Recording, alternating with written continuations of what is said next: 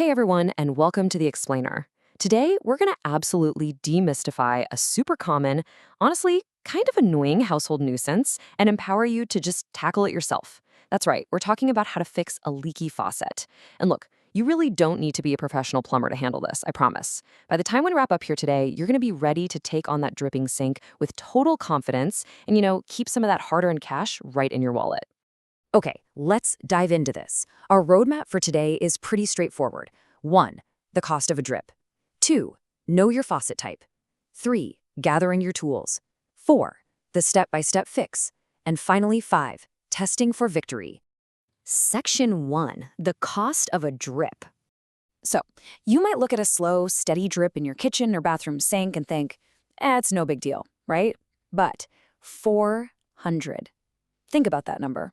If your faucet is dripping just once per second, that adds up to a staggering 400 gallons of water wasted in a single year. That's literally like dumping hundreds of jugs of water straight down the drain. And the kicker? You are still paying for every single drop of that on your monthly utility bill. And actually, the stakes can be even higher, because wasted water means wasted money. If the water dripping from your tap happens to be hot water, oh boy, you aren't just paying for the water itself. You're also paying a higher electricity or gas bill to heat all that water before it, quite literally, goes right down the drain. It's a double whammy. Moving on to Section 2. Know your faucet type.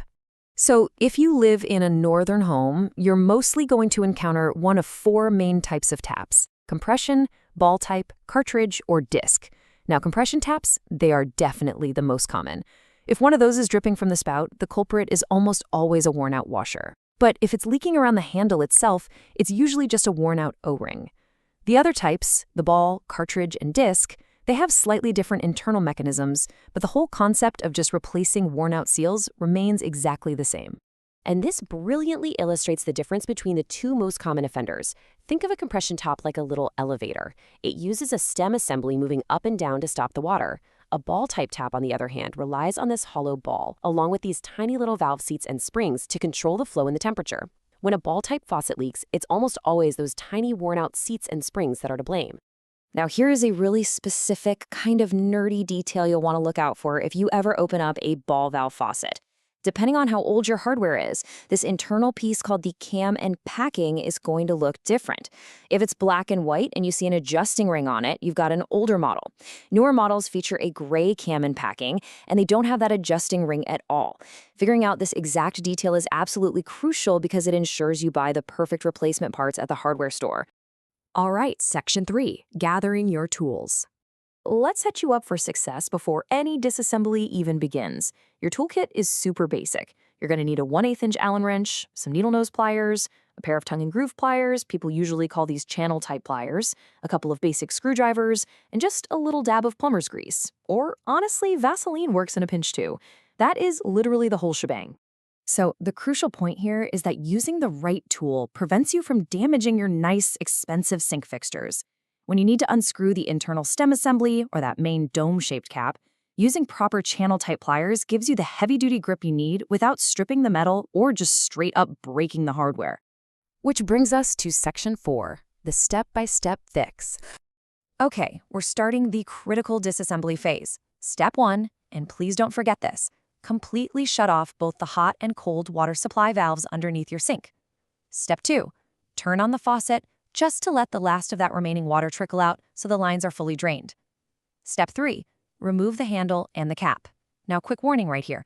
When you use your pliers to unscrew that dome-shaped cap, wrap a cloth over it first to protect the finish. And seriously, don't squeeze too hard, or you might actually bend the metal right out of shape. Before we pull anything else out of the faucet, listen to this fantastic pro tip from our source material. As you work, take a photo at each stage. That way, when you're putting it all back together, you can check that you're doing it correctly.